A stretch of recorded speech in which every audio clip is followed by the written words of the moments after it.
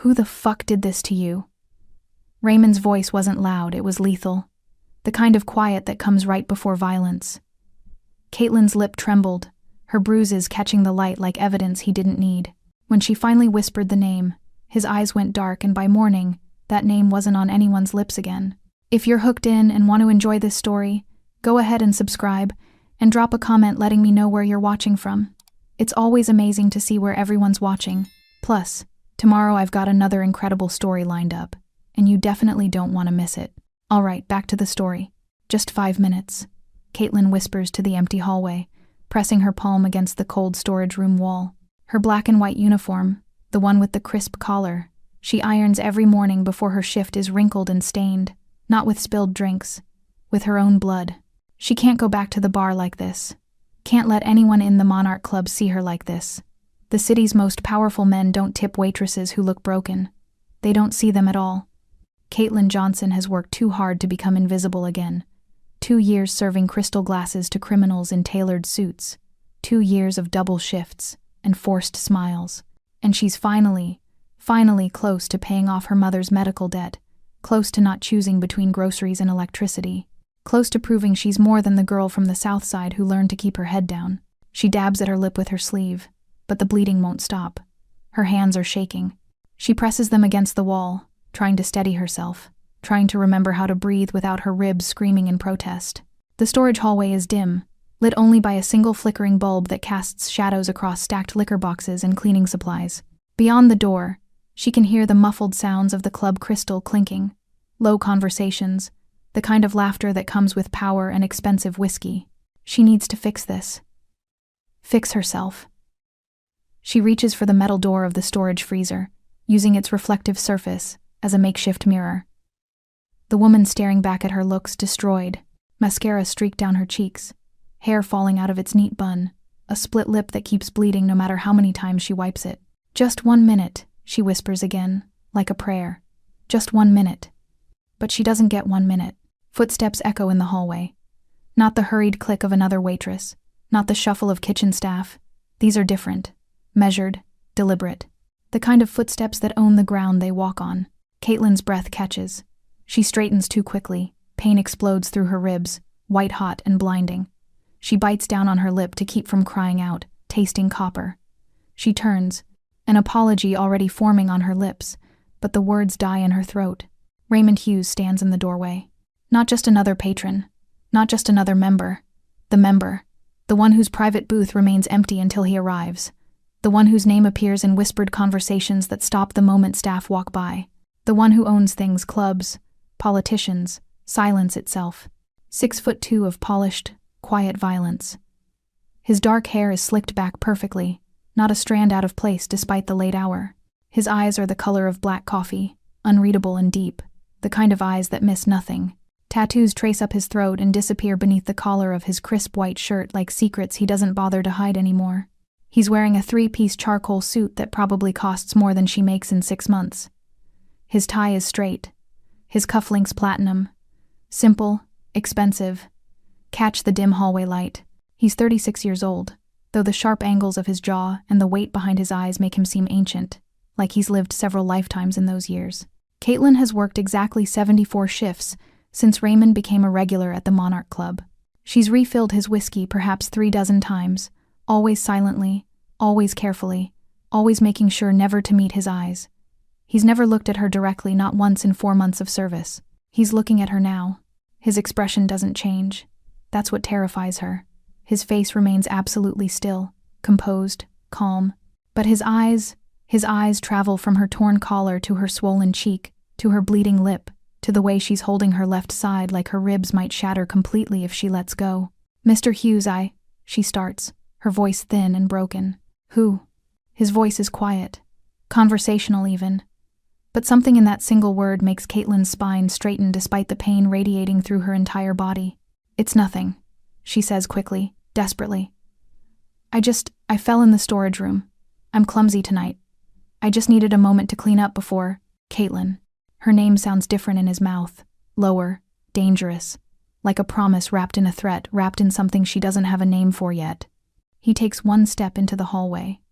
The door to the main bar closes behind him with a soft click that seems to echo forever in the small space. His hands, those elegant, tattooed, dangerous hands, hang loose at his sides, but she can see the tension coiling through his shoulders like a predator preparing to strike. His breathing has gone deliberately slow, measured, like he's counting each inhale to maintain control. I'm going to ask you one more time.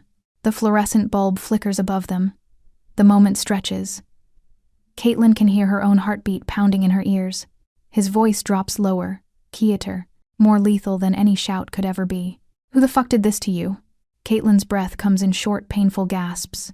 She can feel the wall cold against her back, can feel the weight of Raymond's gaze like a physical thing pressing against her skin. I told you, she whispers, her voice cracking. I slipped. It was an accident. Please, Mr. Hughes. I just need to get back to work before... Stop. One word. That's all it takes to cut through her desperate lie. He doesn't move closer yet, but somehow the space between them feels smaller. His eyes, those dark, unreadable eyes, remain fixed on her face with an intensity that makes her feel exposed in a way that has nothing to do with her torn uniform. That bruise on your cheekbone, he says quietly, clinically, like he's reading from a report. That's from a closed fist. Right-handed. The person who hit you was taller than you, judging by the angle. The split lip is from a ring, probably silver, based on the cut pattern. Caitlin's eyes widen. How does he... Someone grabbed your throat. His gaze drops to her collar, which she'd thought was covering the marks. You can see the fingerprints if you know what to look for.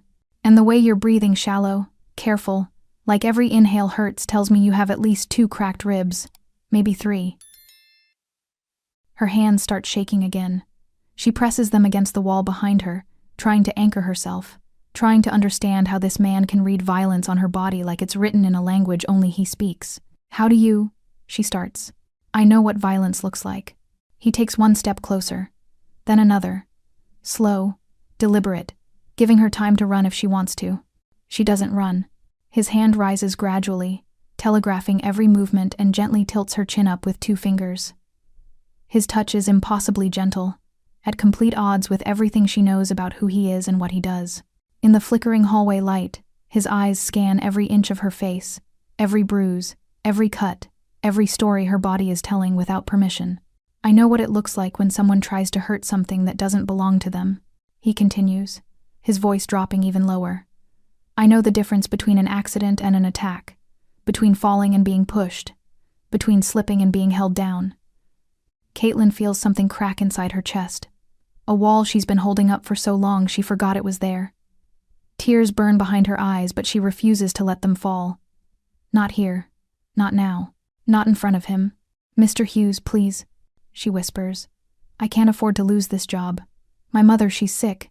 The treatment bills are due next week, and if I'm not here, if they think I'm trouble, you're not going to lose your job. The certainty in his voice should be comforting. Instead, it terrifies her. Because that kind of certainty comes with a price. Caitlin. Her name again. Softer this time. Almost tender. I need you to understand something. I'm not asking as your employer. I'm not asking as a member of this club. His thumb brushes her jawline so carefully she barely feels it. But she feels the promise behind it. The rage. The violence waiting just beneath his composed surface. I'm asking as someone who's going to make sure this never happens again. As someone who's going to make this right. The gentleness in his touch contrasts so sharply with the lethal promise in his voice that Caitlin feels her last defense crumble. Who did this to you? The question hangs in the air between them. In the distance, she can hear the muffled sounds of the club continuing without them. Crystal glasses, low laughter, the world moving forward while hers has stopped completely in this dim hallway. She shouldn't tell him. She knows she shouldn't. Travis has connections. Travis has friends who come to this club. Travis has made it very clear what will happen if she ever tells anyone what happens when he drinks too much, when he gets jealous, when he decides she's been looking at other men or talking too much or breathing wrong. But Raymond's fingers are still gentle on her jaw, and his eyes are still watching her with an intensity that makes her feel seen, really, truly seen for the first time in longer than she can remember. I can't, she whispers one more time. If I tell you, he'll what? Something in Raymond's voice has changed, gone colder, sharper, like winter wind cutting through skin. He won't do anything, Raymond continues quietly. Because after you tell me his name, He won't have the opportunity. It's not a threat. It's not even a promise. It's a statement of fact. Simple. Inevitable.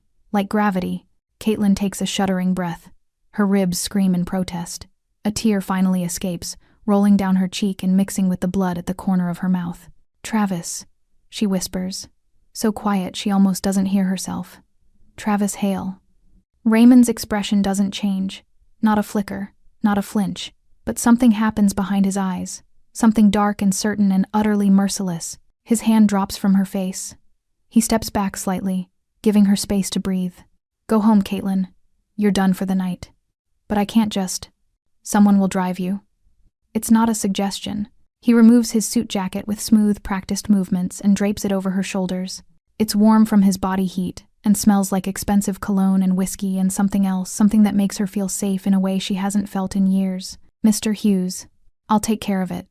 Caitlin sits in the back of a black Mercedes that costs more than her entire apartment building. The driver hasn't spoken a single word since Raymond's brief instruction. Take her home. Make sure she gets inside safely. She clutches Raymond's jacket around her shoulders like armor. It swallows her small frame, the sleeves hanging past her fingertips. She should give it back. She should have insisted on staying to finish her shift. She should have kept her mouth shut. She told him Travis's name. The thought sends ice through her veins despite the jacket's warmth. Her apartment is dark when the driver pulls up to the curb.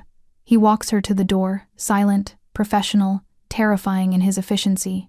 He waits until she's inside with the door locked before returning to the car. She watches through the window as the Mercedes disappears into the night. The silence of her apartment is suffocating.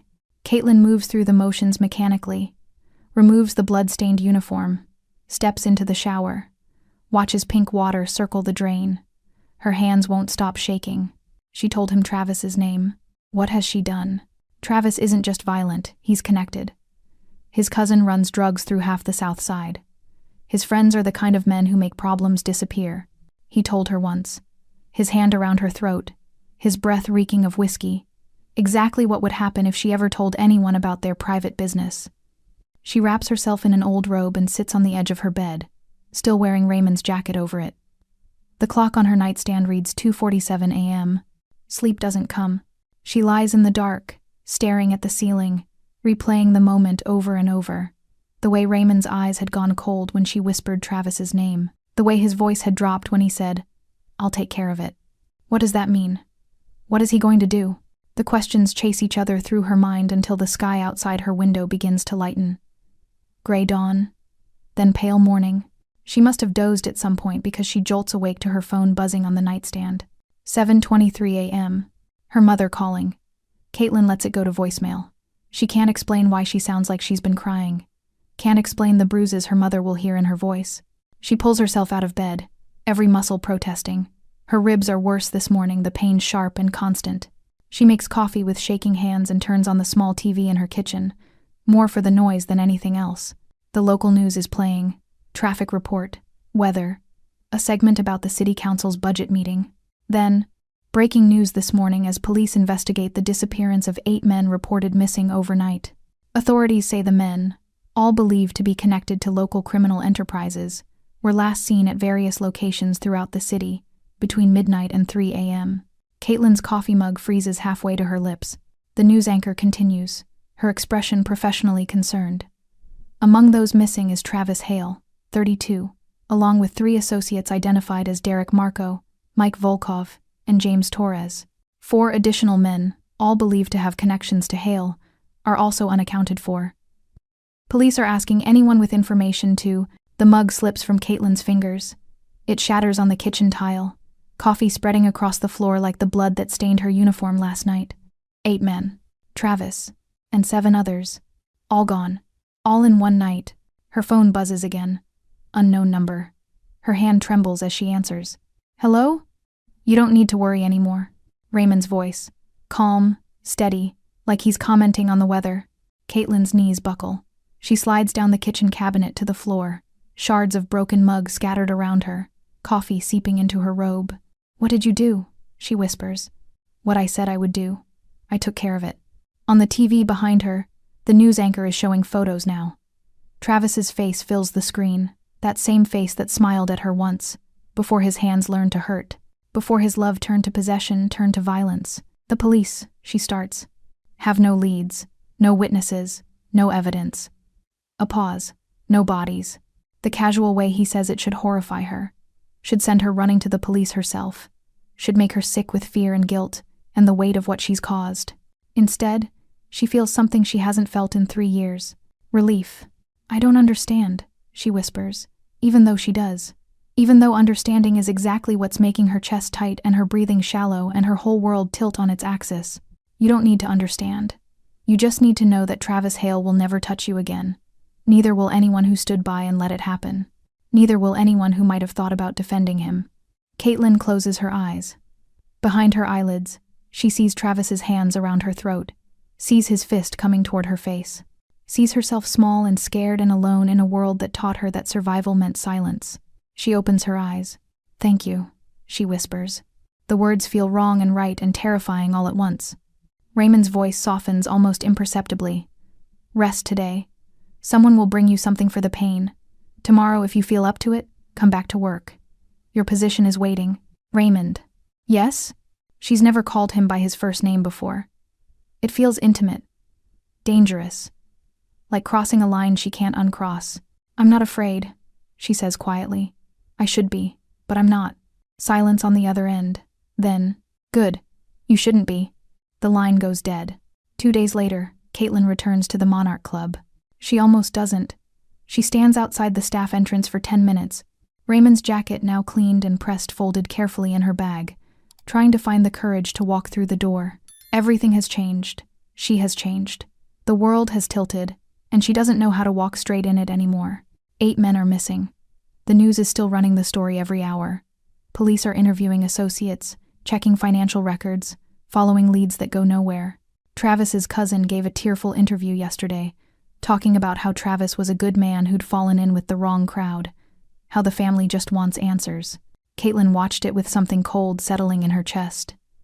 Travis was never good, and now he's gone. Because of her. Because she whispered his name to the most dangerous man in the city. The staff entrance opens before she can decide whether to run. One of Raymond's men, tall, broad-shouldered, tattooed neck, holds the door. "Miss Johnson, Mr. Hughes is expecting you." Her breath catches. "I'm not scheduled to meet." "Upstairs, private office." It's not a request. She follows him through the service corridors, past the kitchen where line cooks are prepping for the evening service, past the bar where crystal glasses are being polished to perfection. Other staff members glance at her as she passes. Some look curious, others look afraid. They know something has changed. The staircase to the second floor is one she's never climbed before. Staff don't go upstairs. Upstairs is for members only, for private meetings and closed-door negotiations and conversations that never make it into police reports. Raymond's office is at the end of a long hallway lined with dark wood paneling and expensive art. The door is slightly open. Her escort knocks once, then pushes it wider. "Miss Johnson, sir." "Thank you, Victor." Raymond sits behind a massive mahogany desk, reviewing something on his laptop. He's wearing a charcoal suit, no tie, his collar open. He looks up as she enters, and those dark eyes settle on her with the same intensity as 2 nights ago. Victor closes the door behind her, leaving them alone. The silence stretches. Caitlin doesn't know what to do with her hands, where to look, how to breathe normally in this space that smells like leather and whiskey and power. "Sit," Raymond says quietly, gesturing to one of the leather chairs across from his desk. She sits. Her ribs still ache when she moves too quickly, but the pain is manageable now. Someone did bring her something for it. Prescription painkillers delivered by another silent, efficient man in an expensive suit. No note. No explanation needed. Raymond closes his laptop and gives her his full attention. It feels like standing in front of a spotlight, exposing, unavoidable. "How are you feeling?" he asks. "Better, thank you. For the medicine. And for..." She stops. For what? For making 8 men disappear? For rewriting reality so she could sleep without fear for the first time in years? "You don't need to thank me. I brought your jacket back." She pulls it from her bag, still perfectly folded. "I had it cleaned. I hope that's okay." He doesn't take it. Just looks at it, then at her. "Keep it." "I can't." "Keep it, Caitlin." Her name in his voice still does something to her, still makes her feel seen in a way that's both terrifying and addictive. She sets the jacket carefully on the edge of his desk, a compromise between his command and her discomfort with taking something so valuable. Raymond leans back in his chair, studying her with that unreadable expression. I need you to understand something. What happened 2 nights ago, that wasn't impulsive. That wasn't a favor. That wasn't me doing you a kindness you'll need to repay. Caitlin's hands tighten in her lap. Then what was it? Protection. He says it simply, like it's obvious. You work here. You're under my roof. That makes you mine to protect. The possessiveness in the word mine should bother her. Instead, it sends warmth through her chest. The news says what they always say when men like that disappear. They investigate. They find nothing. Eventually, they move on to the next story. His eyes never leave hers. You need to do the same. Just forget? No. He leans forward, elbows on his desk. Remember that you're safe now. Remember that you don't have to accept being hurt ever again. Remember that some men in this world will protect you, not harm you. Caitlin feels tears burning behind her eyes. She blinks them back. Why? Why what? Why me? You've seen me for months. You never looked at me once, never spoke to me, and then suddenly... She gestures helplessly. 8 men are gone because I whispered one name. Raymond is quiet for a long moment. When he speaks, his voice is softer, more honest than she's ever heard it. I noticed you the first day you worked here, 4 months ago. You were serving the back section, and some drunk councilman grabbed your wrist when you tried to refill his drink. You didn't flinch, didn't make a scene, just smiled and extracted yourself like you'd done it 1,000 times before. Caitlin remembers that night, remembers going home with bruises on her wrist, remembers thinking that was just part of the job. I've watched you navigate this place with more grace than men who think they own it. Raymond continues. I've watched you smile through disrespect, work through exhaustion, hold yourself together when everything around you is falling apart. He stands, moving around the desk to lean against it, closer to her now but not crowding her space. So when I saw you broken in that hallway, I didn't see a stranger. I saw someone I should have protected months ago. His eyes hold hers, and she sees something in them that makes her breath catch. Something that's been there longer than 2 nights ago. Are you afraid of me now? He asks quietly. Caitlin should lie, should say yes, should run from this office and this man and this feeling growing in her chest that feels too big for her body. Instead, she tells the truth. No, I'm afraid of everyone else. The words hang in the air between them, heavy, true, irrevocable. I'm afraid of everyone else. Raymond doesn't move immediately, just watches her with those dark eyes that seem to see straight through every wall she's ever built. The afternoon light filtering through his office window catches the edge of his jaw, the tattoos climbing his throat, the controlled tension in his shoulders. You should be afraid of me too, he says quietly. You know what I am. What I do. I know. Caitlin's voice is steadier than she feels. I've known since the first week I worked here. Everyone knows. They just don't say it out loud. And yet you're sitting in my office, alone, after I made 8 men disappear because one of them hurt you. It's not a question, but she answers anyway. Yes. Why? She looks at him, really looks at him. Not the way a waitress looks at a dangerous patron. Not the way the city looks at the man whose name appears in police files that never go anywhere. But the way a woman looks at a man who saw her broken and decided to remake the world around her. Because you're the only person who's ever protected me, she whispers. Not just from Travis. From everyone. From a world that taught me I'm supposed to be small and quiet and grateful for not being hurt worse. Raymond pushes off the desk, takes 1 step toward her, then stops, like he's giving her time to move away. She doesn't move away. Caitlin. Her name is a warning, a question, a prayer. If I touch you right now, it won't be as your employer. It won't be as someone protecting staff in his club. Then what will it be? He moves closer, slowly, like she's something precious and dangerous all at once. It will be as a man who hasn't been able to stop thinking about you for 4 months, who notices when you're tired, when you're hurting, when you force yourself to smile at men who don't deserve to breathe the same air as you. Caitlin's breath catches. 4 months? 4 months. He's right in front of her now, standing while she sits, but somehow not looming over her. Just present, solid, real. I know your schedule better than my own. I know you work doubles on Thursdays to send money home. I know you drink tea, not coffee, during your break. I know you rub your left wrist when you're stressed because some asshole hurt it, and you think no one notices. She can't breathe, can't think, can't process that this man, this dangerous, powerful, untouchable man has been watching her with the kind of attention she thought existed only in stories. I noticed you the moment you walked through my door, Raymond continues, his voice dropping lower. And I've been noticing you every moment since. He reaches out, telegraphing the movement like he did in the hallway 2 nights ago, and cups her jaw with one hand.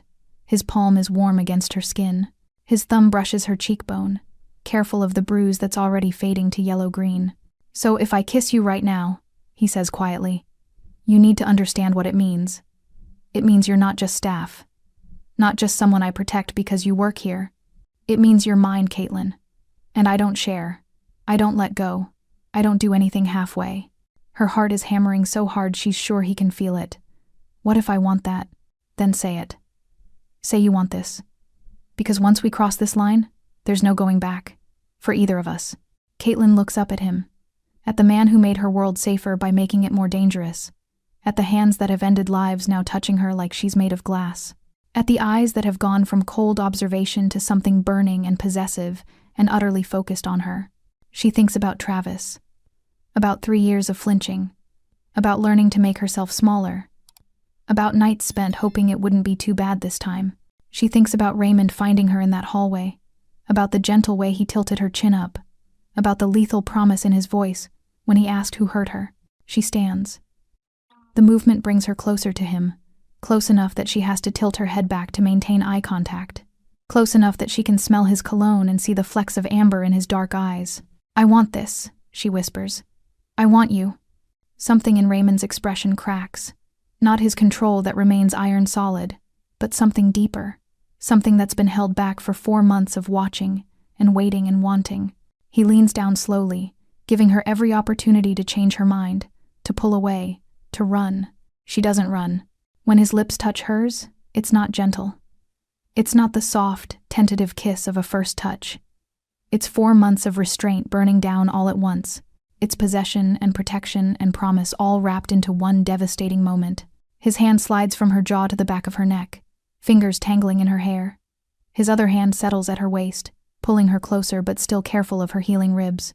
She gasps against his mouth, and he takes the opportunity to deepen the kiss, claiming her with an intensity that makes her knees weak. Caitlin's hands find his chest, feeling the solid muscle beneath his expensive shirt, feeling his heart beating as hard as hers. She's kissed before, of course she has.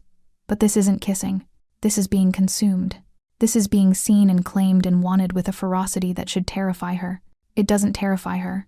It makes her feel powerful. When they finally break apart, both breathing hard, Raymond rests his forehead against hers. His thumb traces slow circles on the nape of her neck.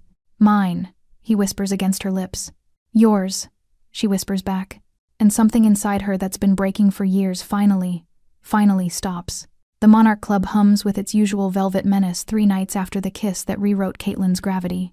Crystal chandeliers drip gold light across mahogany tables. Cigar smoke coils like secrets above the heads of men who buy and sell lives between sips of 30-year Macallan. Waitresses glide in silent formation, trays balanced on fingertips that have learned never to tremble. But tonight the rhythm is off, conversations fracture mid-sentence. Eyes flick toward the service corridor, toward the woman in the black and white uniform who used to be invisible. Caitlin feels the stares like pinpricks. She carries a bottle of 1,946 Cheval Blanc to table 7, the cork still whispering promises of a $40,000 pour. The councilman who once pinched her waist now averts his gaze. The arms dealer who slipped his card into her apron pocket pretends fascination with his phone. She sets the bottle down, uncorks it with the same steady hands that shook in the storage hallway 5 nights ago. The councilman mutters, "Thank you," without looking up. The arms dealer doesn't speak at all. In the kitchen, Maria, veteran waitress, South Side survivor, keeper of every rumor, catches Caitlin's sleeve. "Misha, they're saying Hughes marked you. Like property." Maria's whisper trembles with awe and fear. "Property gets protected. Property also gets watched. You understand?" Caitlin nods once. She understands better than anyone. Property doesn't flinch when a hand settles at the small of her back. Property doesn't question why the walk-in freezer now has a biometric lock. Property sleeps without dreaming of fists. But property also becomes a message.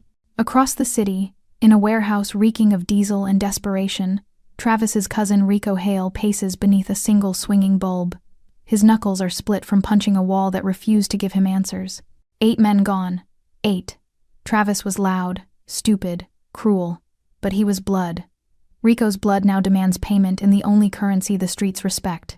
She knows something, Rico snarls to the 3 shadows leaning against crates of stolen pharmaceuticals. That waitress bitch. Hughes wouldn't vanish 8 guys for a random piece of ass. One shadow thin, twitchy, track marks climbing his forearm shifts nervously. Word is, Hughes sat in his booth all night. Didn't leave once. Cameras caught nothing. Then the cameras are lying. Rico snaps. Or someone's paying the techs to forget what they saw. He pulls a grainy photo from his jacket. Caitlin leaving the club 2 nights ago. Raymond's suit jacket dwarfing her frame. His driver holding the Mercedes door. Find her schedule. Find her apartment. Find where she buys her damn coffee. I want her scared enough to talk. The twitchy shadow hesitates. Boss, going after Hughes's girl. She ain't his girl, Rico cuts in, voice venomous. She's a Southside rat who got lucky. And luck runs out.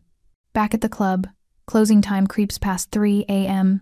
Caitlin counts tips in the staff room, 3,000 in hundreds, more than she's ever cleared in a week. The money feels tainted, like blood money wearing Benjamin Franklin's face. She folds the bills into her mother's envelope anyway.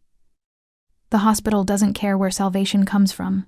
Victor Raymond's enforcer, neck tattooed with a serpent devouring its tail, appears in the doorway. Boss wants you upstairs. Her stomach flips. Not fear, anticipation. She follows Victor through corridors that smell of lemon polish and gun oil. The private elevator hums them to the 2nd floor. Doors sliding open to reveal Raymond waiting in the hallway, sleeves rolled to the elbow, tattoos stark against pale skin. He doesn't speak until Victor retreats. You're being watched, he says quietly. No greeting, no softness, just fact. I know. Caitlin's voice doesn't waver. Maria told me. The councilman wouldn't meet my eyes.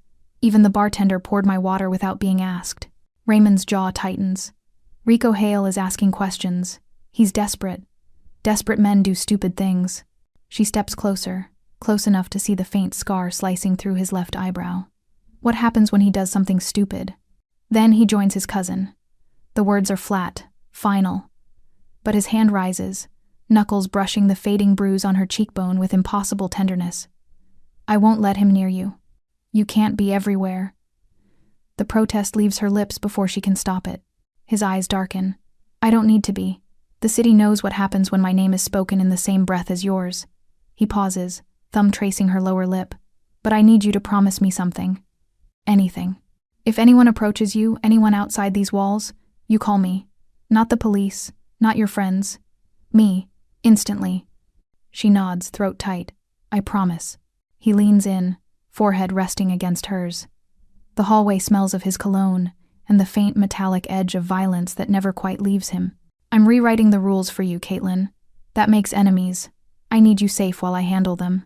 Downstairs, the last glass is polished. The last lock clicked. Upstairs, in the quiet before dawn, Caitlin feels the weight of being chosen. Not just protected, chosen. The difference is a chasm wide enough to swallow cities. Rico Hale stares at the warehouse photo under the swinging bulb, rage and grief twisting into something lethal. He doesn't know the rules have already changed. Doesn't know the woman he's hunting now carries the most dangerous name in the city like armor. Caitlin closes her eyes in Raymond's hallway, breathing him in. The bruises are fading. The fear is not gone, it has simply shifted target. Let Rico come, she thinks. Let the city whisper. She is no longer the girl who hid in storage rooms. She is the woman who made a mafia boss burn the world down with one whispered name, and the city is only beginning to understand what that means. Before the next storm hits, please subscribe. Caitlin's learning she's worth protecting, but stories like hers only survive if someone chooses to keep them alive. The Monarch Club pulses like a living thing on Friday night, velvet curtains swallowing sound. Chandeliers bleeding gold across faces that trade in secrets and blood money. Caitlin moves through the chaos with new armor. Raymond's gaze tracking her from the shadowed booth he hasn't left in 3 hours. The weight of his name stitched into every glance that slides off her like water. She feels the shift in gravity. Men who once leered now look through her, as if acknowledging her existence might cost them teeth. She's midway through table 12, 3 Russian oligarchs arguing over a yacht's price in hushed, vodka-slurred tones. When the front doors slam open hard enough to rattle crystal, conversation fractures, heads turn. Even the jazz trio falters mid-note. Rico Hale storms in, boots tracking Southside grime across Italian marble. His leather jacket hangs open over a stained wife-beater. His eyes are red-rimmed, pupils blown wide with grief, and whatever chemical keeps despair at bay. 2 of his crew flank him, thick-necked, twitchy, hands hovering near waistbands. Security tenses but doesn't move. Everyone knows whose roof this is. "Caitlin Johnson!" Rico's voice cracks like a gunshot. Heads swivel, phones lower. The air thickens with anticipation and fear. Caitlin freezes, tray balanced on splayed fingers. A champagne flute trembles, bubbles racing upward like tiny screams. She feels Raymond before she sees him heat at her back, the subtle shift of molecules when a predator enters the room. Rico barrels forward, shoving past a senator mid-sentence. "Where the fuck is my cousin, you lying bitch?" The oligarchs go statue still. One reaches for his napkin like it might shield him. Caitlin's pulse hammers in her ears, but her feet root to the floor. She's done shrinking. "I asked you a question." Rico is 10 feet away now, close enough for her to smell the whiskey and rage rolling off him. Travis vanishes, 7 other guys with him, and suddenly you're Hughes's pet? You think I'm stupid? Security finally moves 2 suits and earpieces, stepping forward, but Raymond's low voice slices through the tension like a blade. "Stand down." They freeze. Raymond steps around Caitlin, slow, deliberate. His hand settles at the small of her back, warm, steady, a silent vow. Not possessive, protective. The difference is a canyon. Rico's gaze flicks to the hand, then to Raymond's face. Something falters in his bravado, but grief is louder than fear. "This is between me and her, Hughes. Family business." "There is no between you and her," Raymond says, voice conversational, almost bored. "There's only between you and me." The room holds its breath. Caitlin feels every eye like needles. She should be terrified. Instead, a strange calm settles in her bones, the same calm she felt when Raymond's lips claimed hers, when the world narrowed to breath and heartbeat, and the promise that no one would hurt her again. Rico takes another step.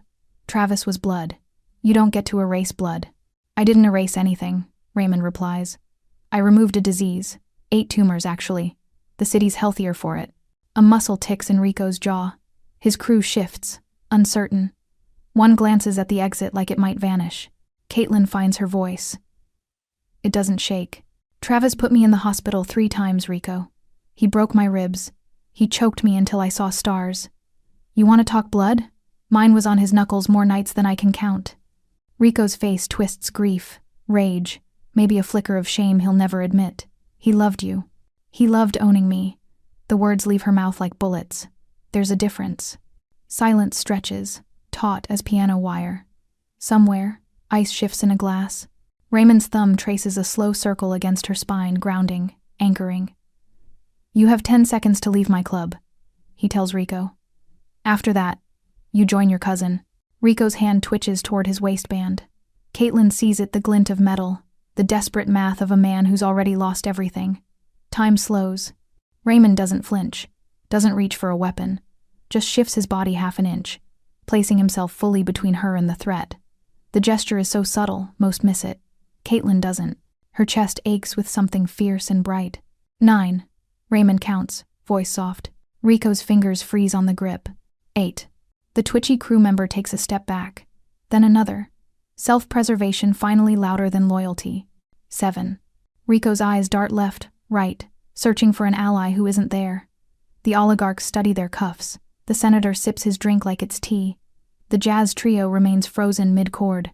6. Caitlin steps forward, not away from Raymond, but beside him. Her hand finds his, fingers threading through his tattooed ones. A united front. A declaration. Rico says it.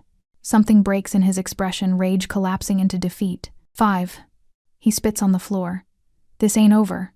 "It was over the moment you walked in," Raymond says. 4. Rico backs up, boots scuffing marble. His crew follows, melting toward the doors like smoke. The room exhales as one. 3. The doors slam shut behind them. The jazz trio resumes, tentative at first, then stronger. Conversation trickles back, nervous laughter, clinking glasses. the desperate need to pretend normalcy. Caitlin's legs buckle. Raymond catches her before she falls, arm banding around her waist. "Breathe," he murmurs against her temple. "It's done." She does. In. Out. The scent of his cologne and the faint metallic edge of adrenaline grounding her. "He'll come back," she whispers. "No," Raymond says simply. "He won't." She believes him. Later, in the quiet of his office, he pours her tea chamomile, no sugar, exactly how she likes it during breaks. She wraps both hands around the cup, watching steam curl between them. "You didn't have to count down," she says. "You could have just—" "I wanted him to feel every second of powerlessness he gave you." Raymond's voice is rough, stripped of performance. "I wanted him to understand what it's like to be small." Caitlin sets the cup down, crosses the room, cups his face in trembling hands. "I'm not small anymore." His eyes search hers, dark, ancient, aching. "No," he agrees. "You're not." She kisses him then. Not the desperate clash of their first kiss, but something slower, deeper. A promise forged in public, tempered in fire. Downstairs, the club hums on, oblivious. Upstairs, two lives realign irrevocably. And somewhere across the city, Rico Hale stares at his empty hands and understands, too late, that some lines can't be uncrossed. The city sleeps under a bruised dawn, but Caitlin hasn't closed her eyes.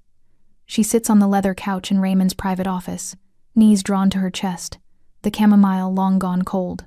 The confrontation with Rico replays in fragments, the spit on marble, the countdown, the way Raymond's hand never left her spine. Her pulse still thrums with leftover adrenaline, but beneath it runs something heavier realization, sharp as broken glass. Raymond stands at the window, back to her, city lights flickering across the angles of his face. He hasn't spoken since the kiss. The silence between them is no longer empty. It's loaded, waiting for one of them to pull the pin. She breaks first. "I need the truth." He turns slowly. "You've had pieces. I want the whole picture." Her voice doesn't waver. No more shadows. Raymond crosses the room, sits on the coffee table opposite her, close enough to touch, far enough to give her space. His sleeves are still rolled. The serpent tattoo on his forearm seems to watch her with flat, inked eyes. "Ask. Start with the 8 men. Travis was the catalyst. The others were insurance. His tone is clinical, but his gaze is raw. Derek supplied the drugs Travis used to keep you docile. Mike drove the van when Travis moved you between apartments so no one would notice the bruises. James held the camera the night Travis filmed you crying, begging him to stop just to watch later when he was bored. The 4 associates? They knew. They laughed. They placed bets on how long you'd last before you broke completely." Caitlin's stomach lurches. She remembers the flashes, the shame, the way she'd learned to dissociate until the pain stopped registering. "You watched the footage?" "I burned it." His jaw flexes. "Then I burned them." She swallows bile. "How many others? Before me?" "Too many." The admission is quiet, stripped of pride. "I built an empire on fear. Fear keeps order. Fear keeps my people alive. Fear kept me alive."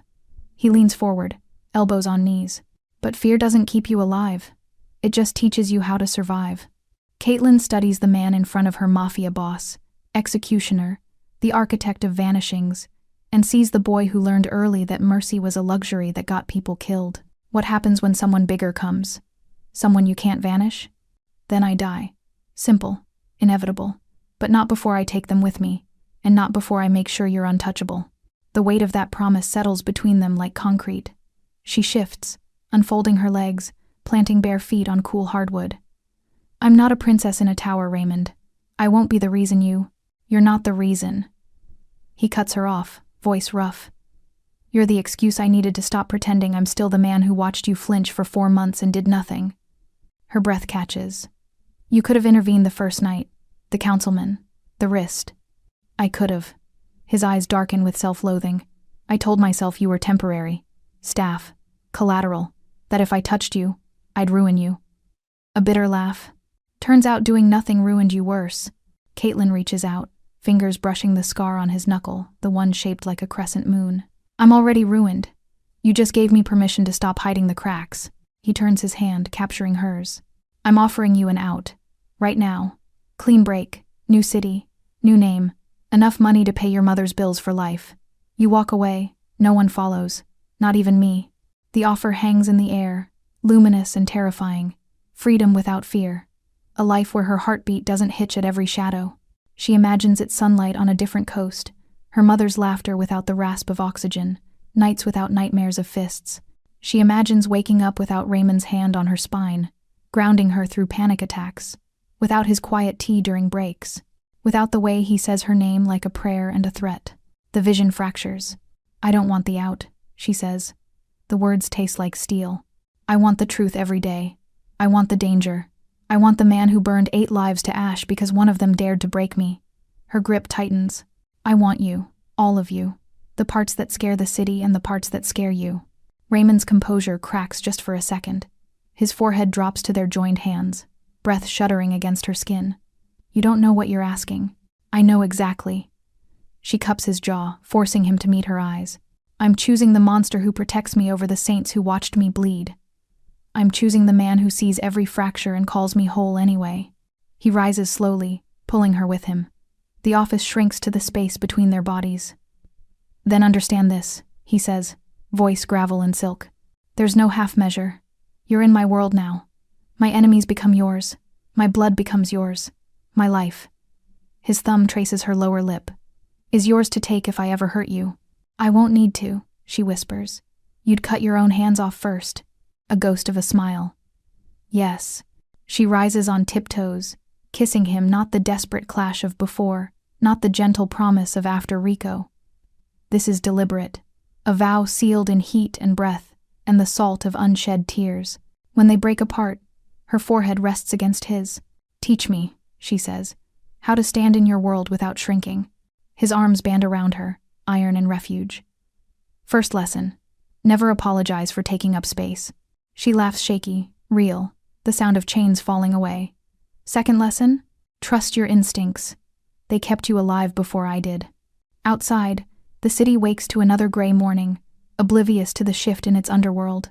Inside, Caitlin Johnson, waitress, survivor, Southside girl steps fully into the fire and finds it warm. She is no longer choosing between safety and love. She is choosing both, forged in the same flame. Weeks bleed into quiet rhythms. The Monarch Club still glitters with sin, but Caitlin no longer orbits its edges. She serves the front booths now, Raymond's silent decree, and the patrons treat her like stained glass. Beautiful, untouchable, fragile, only if you're foolish enough to test it. Tips triple, whispers quadruple. She banks every dollar for her mother's final treatment, the one the doctors said was impossible 6 months ago. Raymond's penthouse becomes her second skin. Not a cage, never that. The elevator requires her thumbprint. The kitchen learns she likes her tea steeped 4 minutes, not 3. He leaves the east wing empty, a silent offer of space she never takes. Instead, she pads barefoot across heated marble at 3 a.m., finding him on the balcony, city lights flickering across the sharp architecture of his sleeplessness. Tonight, rain lashes the floor-to-ceiling windows. Caitlin watches droplets race, tracing paths like the ones healing on her ribs, yellow-green fading to skin. Raymond stands behind her, arms loose around her waist, chin on her crown. They don't speak. Words feel small against the way his heartbeat syncs with hers, steady as a metronome.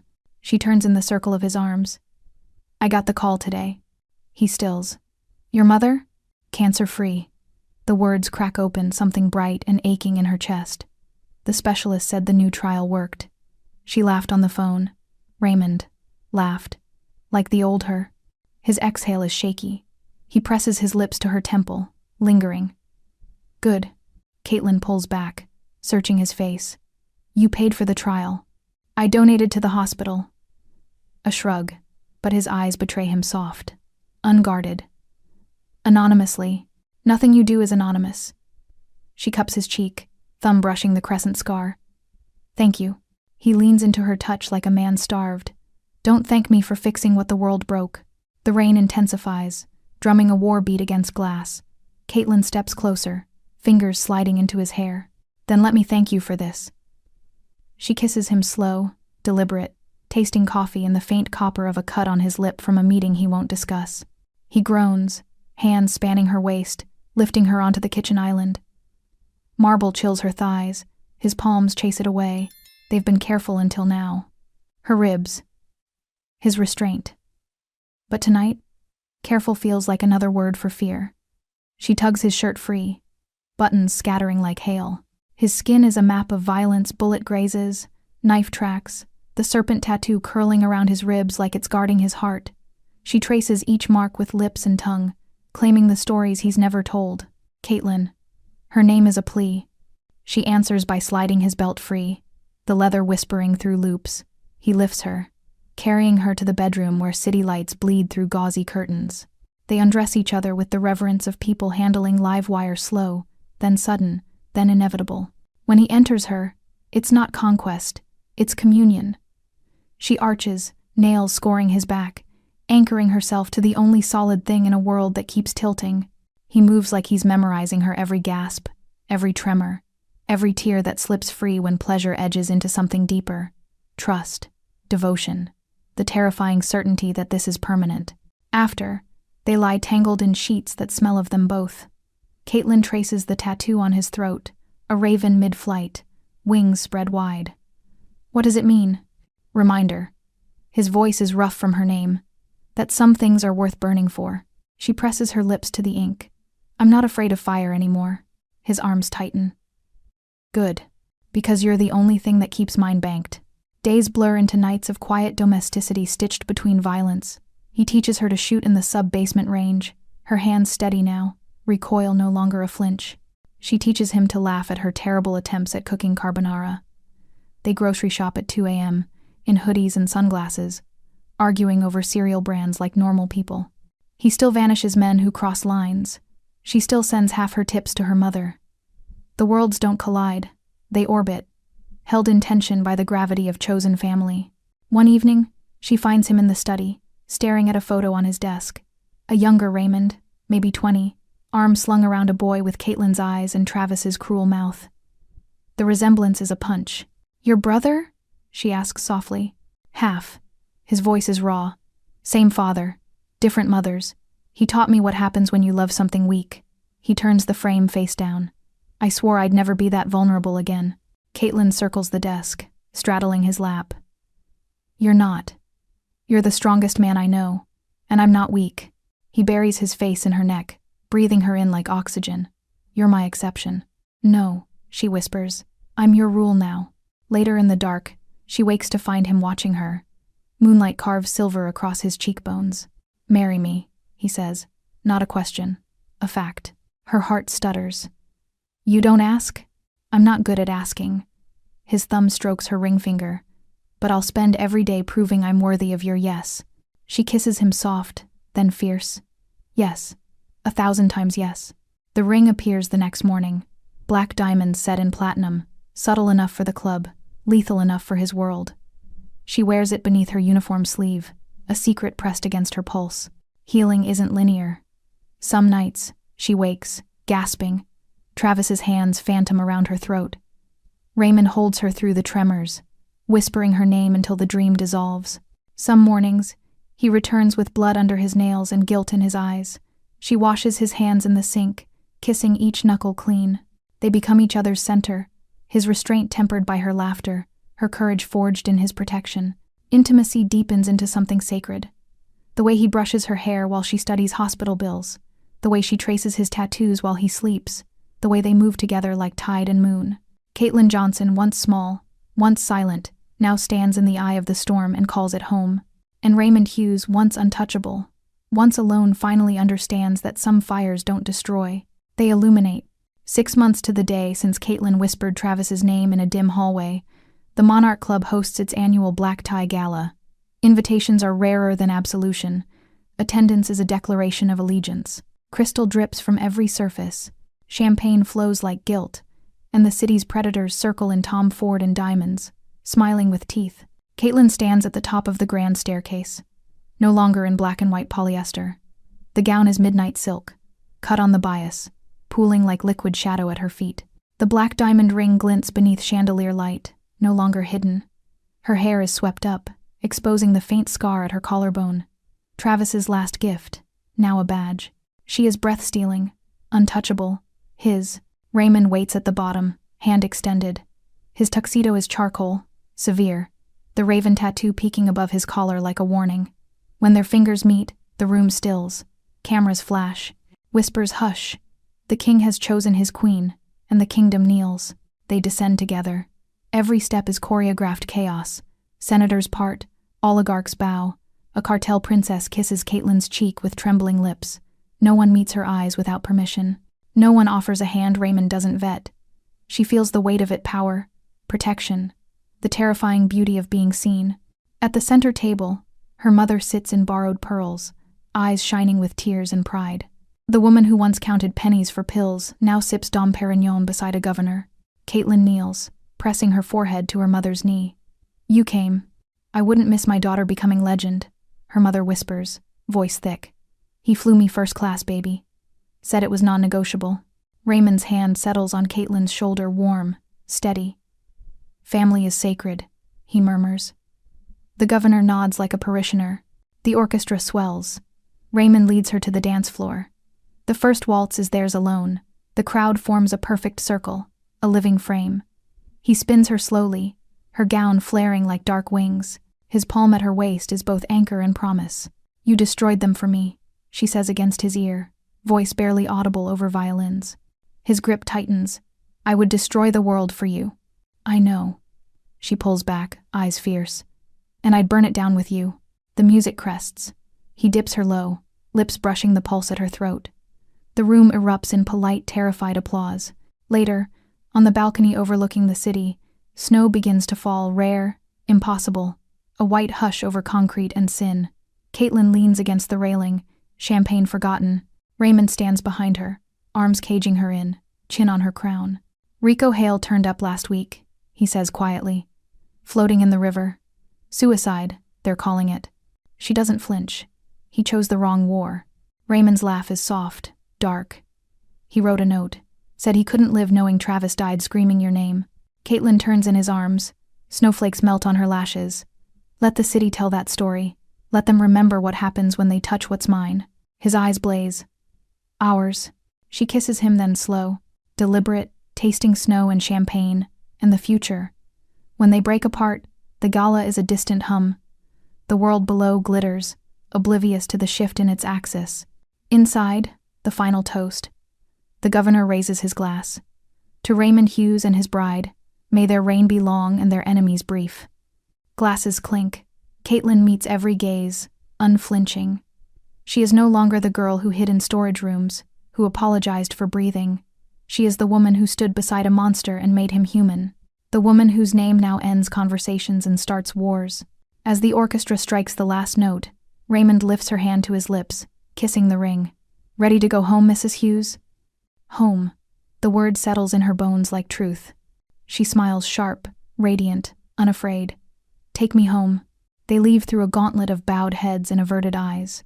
The snow falls thicker, erasing footprints, writing new legends in white. Behind them, the Monarch Club glows like a crown. Ahead, the city waits, rewritten, recalibrated, theirs. And Caitlyn Hughes, once broken, now unbreakable, walks into the storm with her monster's hand in hers, knowing the world will bend before it ever touches her again. She is not afraid. She is the reason others are. Thanks for sticking with this story till the end. If you enjoyed it, you're going to love the next one. It's packed with unexpected turns and heartfelt moments. Click the image on your screen to keep the journey going, and make sure to hit subscribe for more amazing stories. Drop a comment and rate this story from 1 to 10. I can't wait to see what you think.